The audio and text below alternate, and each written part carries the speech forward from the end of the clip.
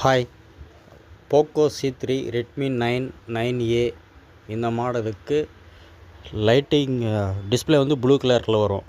ஆனால் கிராஃபிக்ஸ் வராது. அதுக்கு இந்த ஜம்பர் அடித்தாலே ரெடி ஆகிடும். பாருங்கள், சீப்பு கீழே லைட்டாக கிரில் கட் பண்ணி எடுத்துகிட்டு கரெக்டாக அந்த கெப்பாசிட்டருக்கு கீழே வருது பாருங்கள். ஃபஸ்ட்டு 4 பாயிண்ட் இருக்கும். அதில் ஃபஸ்ட்டு விட்டுருங்க, 2ஆவதும் 4ஆவதும் அடிக்கணும். அந்த சைடுலேருந்து வந்தீங்கன்னா கிராஃபிக்ஸ் ஐசிக்கு கீழே நேராக ஒரு பாயிண்ட் இருக்கும். அதிலேருந்து ஃபஸ்ட்டு இந்த சைடு கனெக்ட் பண்ணிங்கன்னா 3 கிராஃபிக்ஸ் ஐசி நேராக ஒரு பாயிண்ட் இருக்கும். அதில் ஒரு ஜம்பர் அடிச்சுட்டு அதுக்கு பக்கத்தில் 3ஆவதில் ஒரு ஜம்பர் அடிக்கணும். இது மட்டும் ஜம்பர் அடிச்சிட்டிங்கன்னா மொபைல் ஆன் ஆகிடும். உன்னுடைய கிராஃபிக்ஸ் வராமல் இருந்தது. அதான் இந்த மொபைலுடைய கம்ப்ளைண்ட்டு. மொபைல் ஆன் பண்ணால் ப்ளூ கலர் டிஸ்பிளே மட்டும் தான் வரும், கிராஃபிக்ஸ் வராது.